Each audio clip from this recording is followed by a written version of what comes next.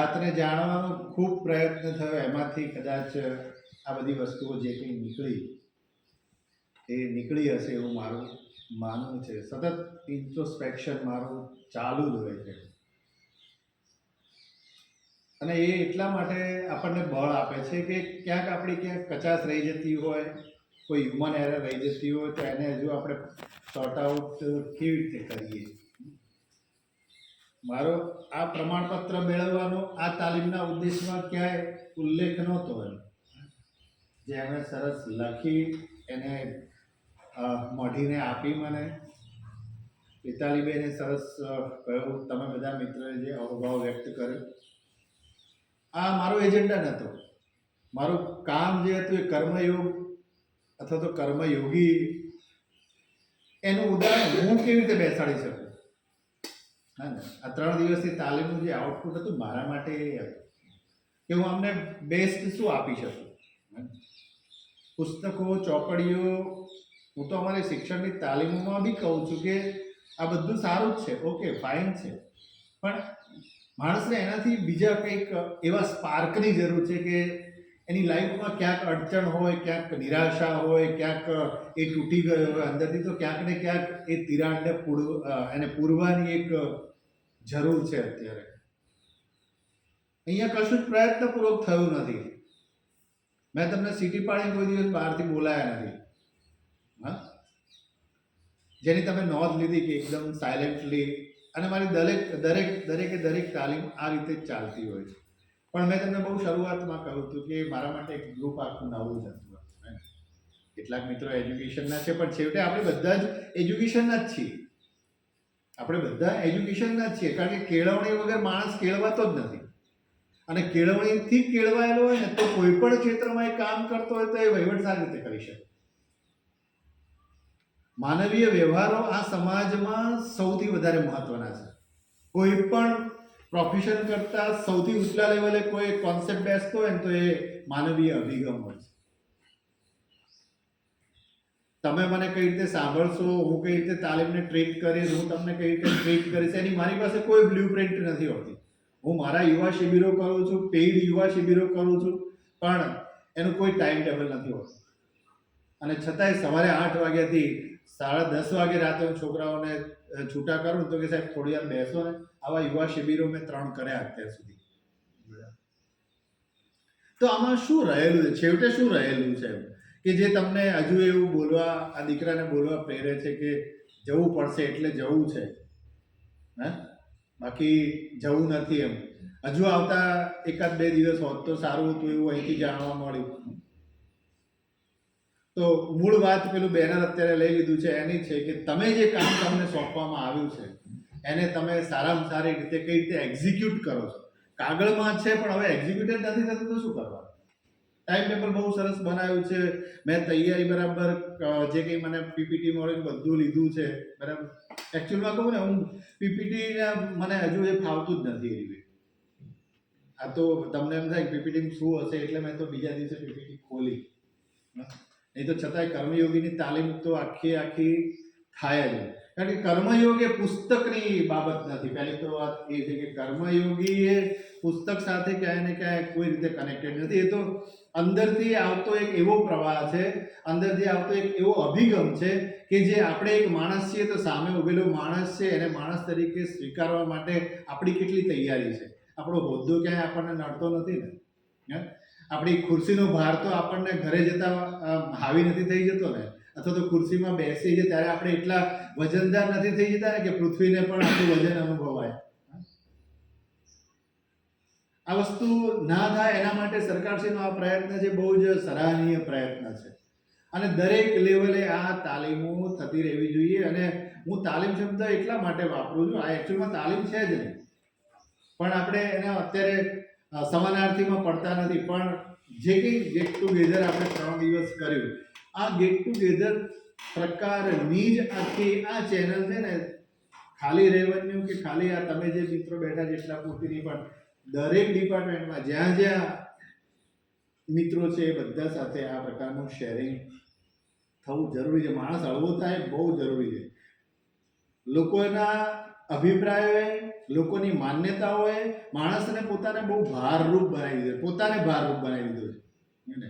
લોકો શું કહે છે એના ભાર નીચે અત્યારનો માણસ એટલો બધો દબાયેલો છે ને કે એની પોતાની મૌલિક અભિવ્યક્તિમાંથી ધીમે ધીમે ક્વિટ કરી લે છે. આ ક્વિટ ના કરે અને છેવટે એવું ક્વિટ કરે છે કે પાછળ બધા હેરાન થઈ જાય છે.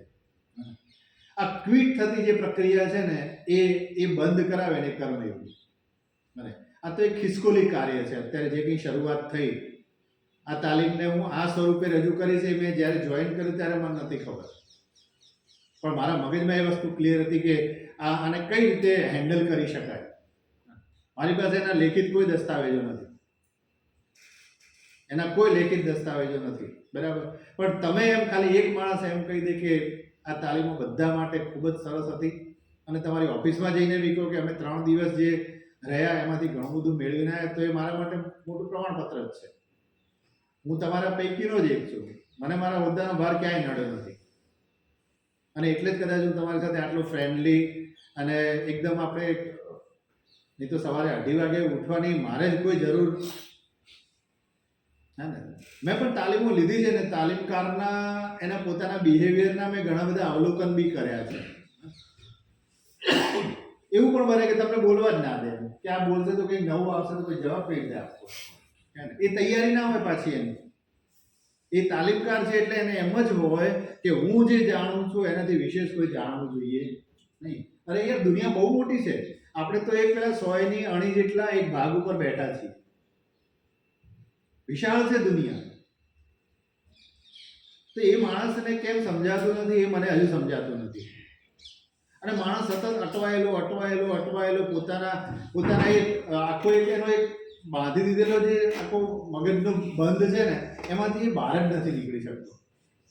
અને ખાસ કરીને હું તો, તમે બધા મિત્રો તો વેલ સાઉન્ડ છો, પણ આજની જે નવી પેઢી એકચ્યુઅલમાં ખરેખર જે 12મા પછી કોલેજમાં આવે છે, કોલેજમાંથી પીજી કરે છે, આ છોકરાઓને આ તાલીમ આપવાની જરૂર છે. આ તાલીમની એમને જરૂર છે. કારણ કે ત્યાંથી જે લોકો બ્લેન્ક થઈને આવે એ કોલેજમાં શું પ્રાપ્ત કરીને આવે છે મને હજુ સમજાતું નથી. જ્યારે હું અહીંયા બસ સ્ટેન્ડ નીકળું ને બહાર બાઇક ઉપર બેઠેલા કપલને જોઉં, છોકરાઓના હાથમાં સિગરેટ જોઉં, એકાદી નોટ અહીંયા ખોસેલી એમ જોઉં અને અહીંયા ઇયરફોન નાખેલો હોય અને ગળામાં પેલું લટકતું હોય, આ બધું જોઉં ત્યારે મને એમ થાય કે આ ભાવિ પેઢી કઈ તરફ જઈ રહી છે અને સંસ્થાઓ શું કરી રહી છે. અરે યાર, આપણી બહુ મોટી જવાબદારી છે, બહુ મોટી જવાબદારી છે. અને એમાં શૈક્ષણિક સંસ્થાઓની તો બહુ મોટી જવાબદારી છે. અને આપણે પણ ક્યાંક ને ક્યાંક આપણા બાળકોના કારણે શૈક્ષણિક સંસ્થાઓ સાથે જોડાયેલા છીએ. આપણી પાસે સમાજને બહુ મોટી અપેક્ષા છે. તમે જશો તો ત્યાંથી કહે છે કે ના, બેન હતા, સાહેબ હતા, એના જેવો કોઈ માણસ ના આવ્યો, એના જેવો કોઈ બહેન ના આવ્યા. બરાબર, તો આ ક્યાંક ને ક્યાંક આપણો રોલ આપણને બીજાના મગજમાં સ્થાન આપે છે. તો તમે પણ જ્યાં બી કામ કરો છો ત્યાં અહીંયાથી જે કંઈ પ્રાપ્ત થયું, આપણે જે કંઈ ઇન્ટરેક્શન કર્યું, એનું અમલીકરણ હવે આપણે કઈ રીતે કરીએ. આપણે કરતા જોઈએ છીએ, પણ ક્યાંક ને ક્યાંક આપણે અંદરથી હજુ થોડા વધારે સમૃદ્ધ થયા એવું આપણને ફીલ થયું. આપણી અંદર પડેલો એક ચોક્કસ પ્રકારનો પોઝિટિવ જુસ્સો તો એ બહાર નીકળ્યો. હા ને, નેગેટિવ જુસ્સો આપણે નહીં કહીએ, પોઝિટિવ જુસ્સો બહાર નીકળ્યો કે આઈ કેન ડુ બેટર. હું હજુ આનાથી વધારે કરી શકું એમ છું. મારી ક્ષમતાઓનો વિસ્તાર આનાથી ઘણો બધો મોટો છે. કોઈ દિવસ ના બોલતો માણસ ઊભો થઈને એમ બોલો કે મારે બોલવું છે, તો એ ક્યાંક ને ક્યાંક આનું એક પરિણામ છે. તમે બધા ખૂબ સપોર્ટિવલી કામ કર્યું અને બહુ હળવાશથી આ 3 દિવસો પસાર થયા. તમને બધાને ખૂબ ખૂબ થેન્ક યુ. છેલ્લે હું બધી તાલીમમાં મારું એક ટ્રેડમાર્ક ગીત છે ને બધા મિત્રો માટે હું ગાતો હોઉં છું. આજે તમારા માટે પણ એ, કારણ કે તમે મારા ફેમિલી મેમ્બર્સ છે એમાં પાછા ઉમેરાયા. મારું એક વિશ્વ હતું એમાં તમારા બધાનો આગમન થયું. તો મારા માટે એક એ ઉપલબ્ધિ છે કે હું એટલીસ્ટ તમે જેટલા મિત્રો છો એટલી ઓફિસમાં જઈશ તો એટલીસ્ટ તમે કહેશો કે સાહેબ બેસો પાણી. આટલું મને અંદરથી થયું કે ચલો ત્યાં જશો તો આપણે કોઈને લગભગ ચિઠ્ઠી નહીં મોકલવી પડે. હા, આટલું મારા મગજમાં થયું. અને પણ મારો એક સ્વભાવનો એક પાસું એ પણ રહ્યું છે કે બને ત્યાં સુધી કોઈને ઓબ્લાઇઝ કરવા એ મને ઓછું ગમે.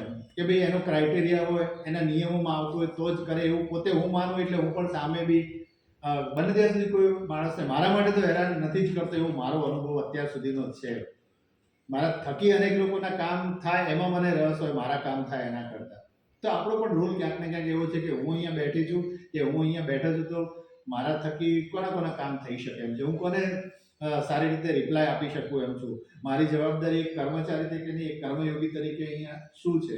તો ક્યાંક ને ક્યાંક આપણે બધા જવાબદારીથી જોડાયેલા છીએ અને આ જવાબદારીઓના વહનમાંથી તમે 3 દિવસ અહીંયા જે કંઈ સફર કરી એ સફરમાં હું પણ તમારો સારથી હતો, તમારી જે નાવ હતી એમાં હું વચ્ચે બેઠેલો જ હતો. હું ક્યાં આગળ હતો કે પાછળ હતો એવું હતું નહીં, કોઈ કોઈનાથી આગળ નથી હોતું, કોઈ કોઈનાથી પાછળ નથી હોતું, બધા એકબીજાની સાથે હોય છે અને એ જ આ જિંદગીનું સાફલ્ય ટાણું કહેવાય, હું તો એવું પોતે માનું છું. તમારા માટે એક ગીત રજૂ કરું એ પહેલાં મેં જે પડદો પાડેલો છે એને આપણે સહેજ જોઈ લઈએ અને એ બહુ જ વાઇન્ડ અપ કર્યું ત્યારે આ ગીત રજૂ કર્યું છે તમારા માટે પણ. तेरे जैसा यार कहाँ कहाँ ऐसा यार आना, याद करेगी दुनिया तेरा मेरा अफसाना. ओ मेरी जिंदगी सवारी मुझको गले लगा के, જેને જેને તમે પ્રેરણા માનો છો એને યાદ કરો. ओ मेरी जिंदगी सवारी मुझको गले लगा के, बैठा दिया फलक पे मुझे खाक से उठा के. ओ मेरी जिंदगी सवारी मुझको गले लगा के, बैठा दिया फलक पे मुझे खाक से उठा के. यारा तेरी यारी को मैंने तो खुदा माना, याद करेगी दुनिया तेरा मेरा अफसाना. ओ मेरे दिल की ये दुआ है कभी दूर तू न जाए, तेरे बिना हो जीना वो दिन कभी न आए. ओ मेरे दिल की ये दुआ है कभी दूर तू न जाए,